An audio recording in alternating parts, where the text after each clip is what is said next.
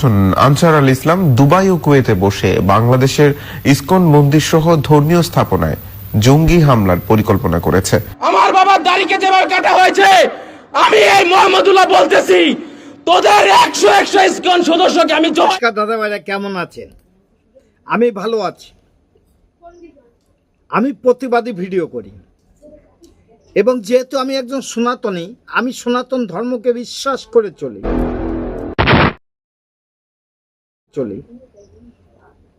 কিন্তু বাংলাদেশে একটা বড় পরিবার আমার সঙ্গে আমাকে ভালোবাসা দিয়েছে। অবশ্যই তাদের বিষয়টা বড় বিষয় না, বিষয়টা হলো যে বাংলাদেশে একটা মৌলবাদী সংগঠন এখন যেভাবে সনাতন ধর্মের পরে অত্যাচার অনাচার করছে,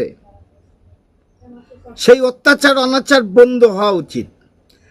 আপনাদের স্মরণ আছে কিনা, বিগত দিনে বলছি আমার আব্বাকে যে দাড়ি টেনেছিল, ইসকনের কি সদস্যর কথা বলল, ধরে ধরে জবই করব, প্রমাণ করে দেব এই ভিডিওর মধ্যে। যদি ভিডিওটা ভালো লাগে, যে সম্পূর্ণ মিথ্যা কথা বলে, ইসকনের নামে মিথ্যা কথা বলে, প্রমাণ করে দেব এই ভিডিওই। এইভাবে বাংলাদেশের জনগণকে আর বোকা সাজানো যাবে না। সালতানগর কান্দায় যে কয়জন সংখ্যালঘু আছো, তোমাদেরকে গিলা খাইতে 1 ঘন্টাও লাগবে না। মন্দির হবে ভাঙার জন্য, মন্দির হবে ভাঙার জন্য, মূর্তি হবে ভাঙার জন্য। বাংলাদেশ মুসলমান রাষ্ট্রের মধ্যে কোনো মূর্তি থাকতে পারবে না, বাংলাদেশের মধ্যে কোনো ইসকন থাকতে পারবে না। দিল্লির দালালি করলে দিল্লি চলে যাও, বাংলায় থাকতে হলে বাংলার মতো থাকতে হবে। তাহলে আপনারা বুঝতে পারছেন যে বাংলাদেশে মৌলবাদী কেন বলছে। এই মূর্খরা নিজেদের মুসলমান বলে দাবি করে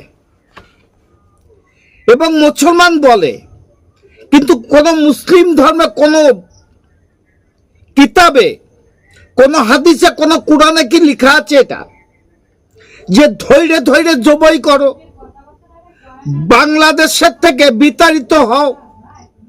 এটা কি কোনো মুসলিম ধর্ম হাদিস কোরআনে আছে কিনা জানি না, কিন্তু কিছুদিন আগে যেভাবে ইসকনের পরে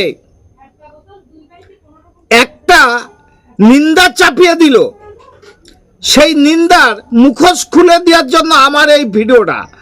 চলেন বাংলাদেশের তদন্ত কমিটি, অর্থাৎ পুলিশের ভূমিকায় এবং পুলিশ তদন্ত করে এই বিষয়টাকে নিয়ে কি ভাবলো আর কি জানলো আর কি পেল, দেখাবো ভিডিওটা। ঘটনাটাকে কেন্দ্র করে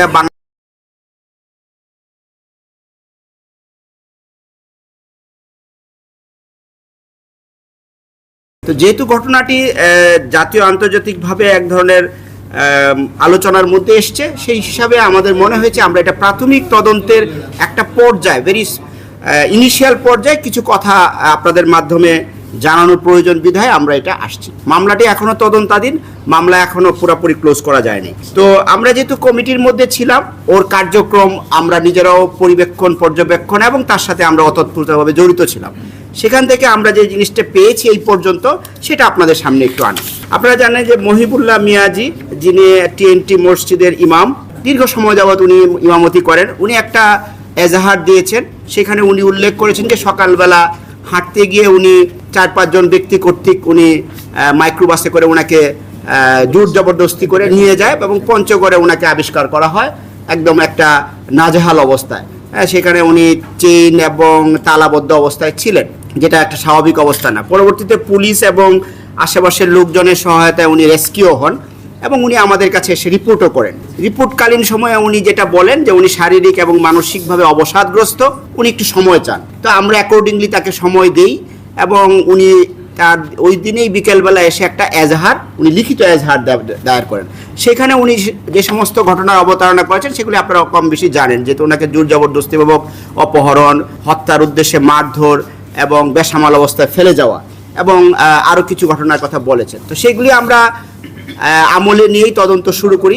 তদন্তের পর্যায়ে আমরা যে জিনিসটা জানতে পারি যে উনি আসলে সকালবেলা যখন হাঁটতে বের হন, উনি নিজেই একটা পর্যায়ে তার মধ্যে উনি ওনার বক্তব্য অনুযায়ী অবচেতনভাবে উনি মনে করেন যে তার আরো অনেক দূর এগিয়ে যাওয়া দরকার। তো এরকম ভাবে করতে করতে উনি জয়দেবপুর চৌরাস্তায় আসেন এক পর্যায়ে, সিএনজি কোন সময় অটো, এখান থেকে বাস যুগে উনি ইসে যান আপনার কি বলে সুবানবাগ হয়ে গাবতলি থেকে উনি শ্যামলী পরিবহনের একটা টিকিট ক্রয় করেন। টিকিটের ক্রয় করে উনি পঞ্চগড়ের টিকিটটা কিনেন। তো পঞ্চগড়ের টিকিট কিনতে গিয়ে উনি বগুড়ার পেন্টাগন হোটেল, যেটা কিনা শেরপুর থানা সম্ভবত, না যদি ভুল না করি কোথাও, তো ওইখানে যে যাত্রা বিরতি করে সেইখানে উনি নেমে অজু নামাজ করেন মাগরিবের টাইমে। তো এরপরে উনি পঞ্চগড়ে চলে যান।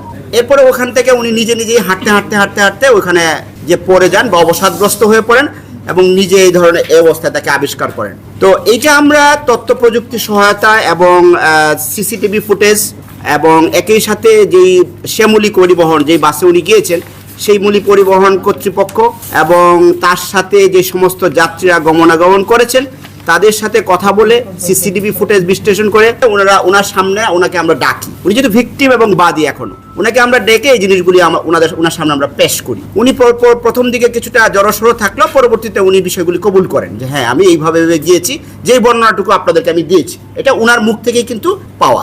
এখন এই ঘটনায় এর পিছনে কারো ইন্ধন রয়েছে কিনা, কি অবজেক্টিভ ওনার মধ্যে রয়েছে, আরো কারো জড়িত রয়েছে কিনা, এটি এখন আমরা স্পষ্ট করতে পারিনি, কারণ এটা too early to actually make this conclusion. So আমরা চেষ্টা করছি যে পুরো বিষয়টা খতিয়ে দেখে ওনার বক্তব্যটা কতটুকু মানে সঠিক। উনি বারবারই একটা কথা বলছিলেন যে উনি শারীরিক অক্ষমতাকে দায়ী করেন, যে আমার শারীরিক কিছু সমস্যার কারণে, মানসিক কিছু সমস্যার কারণে আমি ওই ঘটনাটা করেছি। আর আপনারা জানেন যে একজন লোক দাবি করেছে ওনার কিছু শারীরিক সীমাবদ্ধতা রয়েছে, কিন্তু আমি তো এই ডাক্তারও নই এবং এই বিষয়ে অভিজ্ঞও নই, এবং আমাদের পিআরবি রুল বলে কাউকে আনসাউন্ড বলার জন্য ডাক্তার হচ্ছে এখানে এটা আমাদেরকে শেখানো হয়েছে পিআরবিতে। সো আমি এই বিষয়টা নিয়ে কোনো কমেন্ট করতে চাইবো না। উনি যদি he can apply to the court, যে বলতে পারেন যে আমি আদালতে এটা বলতে পারেন, এবং আদালতে এটা একটা ডিকটেশন দিতে পারেন যে ওনার শারীরিক মানসিক অবস্থাটা অ্যাসেস করার জন্য কর্তৃপক্ষকে, মানে যারা জানেন যে যারা সংশ্লিষ্ট কর্তৃপক্ষ দিতে পারেন, কিন্তু স্টিল আমরা মনে করি জিনিসটা অবস্কিউর, এখানে কারো ইন্ধন আছে কি নাই এটা আমাদের কাছে স্পষ্ট না। এই বিষয়গুলি পরবর্তীতে আপনাদেরকে স্পষ্ট করা হবে এবং যে সমস্ত প্রচলিত আইনে যেই প্রসিকিউশন প্রয়োজন আমরা এই অনুযায়ী তার বিরুদ্ধে অথবা আরও যদি কেউ যদি এটার মধ্যে থাকে ব্যবস্থা নেওয়া হবে। এবং আপনারা জানেন যে ওনাকে যখন উদ্ধার করা হয়েছে ওনার পরিবারের সদস্যরাও ছিলেন এবং পুলিশও ছিলেন। পুলিশের সহায়তায় ওনাকে উদ্ধার করে থানায় নিয়ে আসা হয়। পরবর্তীতে উনি পুরো বিষয়টার বর্ণনার জন্য উনি একটু সময় চেয়েছেন, আমরা এই সময়টা তোমাকে দিয়েছি। উনি পরে এসে একটা এজাহার দায়ের করেছেন। হ্যাঁ, কিছু ইঙ্গিত উনি করেছেন, তো সেই জিনিসগুলি স্পষ্ট না করে তো আমরা তো তদন্তটা আমরা কাউকে বলতে পারবো না। এখন দেখা যাক, আমরা তো আদালতে উনাকে পাঠাবো as a victim, as a complainant.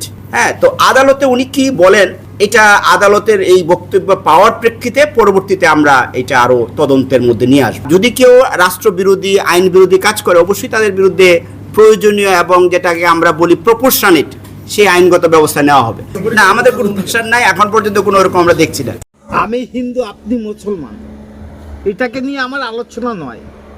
আলোচনা এখানে যে ইস্কানের নামে যে ভুল তথ্য আর ভুল দোষারোপ করা হলো, তাদের সাজা কি হবে কিনা জানি না, কিন্তু বাংলাদেশ পুলিশ সাংবাদিক সম্মেলন করে যেটা বললো পরিষ্কার হয়ে গেল যে এর পিছনে উনার ছেলে যে কথাগুলো বলেছে সম্পূর্ণ মিথ্যা এবং সনাতন ধর্মকে আক্রমণ করার জন্য এই কথাগুলো ব্যবহার করেছে। জানি না আপনারা আমার সঙ্গে একমত কিনা, কিন্তু আমরা জানি যে মুসলিম সমাজের যে ভাই বোনেরা আছে অবশ্যই সত্যকে সত্য বলবে, মিথ্যাকে মিথ্যা, এটাই ঠিক। কারণ ইসলাম ধর্ম হিংসার ধর্ম না, ইসলাম ধর্ম শান্তির ধর্ম।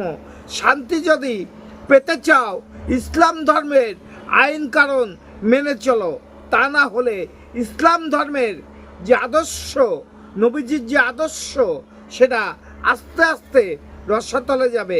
অন্য ধর্মকে সম্মান করা শেখো, এটা ইসলাম ধর্ম শেখায়। অন্য ধর্মকে ঘৃণা করা এটা ইসলাম ধর্ম শেখায় না। জানি না ভিডিওটা কতটা ভালো লেগেছে। যদি ভালো লাগে লাইক, শেয়ার, কমেন্ট করবেন। আগামী দিনে একটু আশীর্বাদ করবেন যেন আপনাদের মধ্যে আমি থাকতে পারি, তাই আমি প্রতিবাদী ভিডিও করি। এই কণ্ঠ আছে যতদিন প্রতিবাদ করে যাব ততদিন। Madam, when sorry.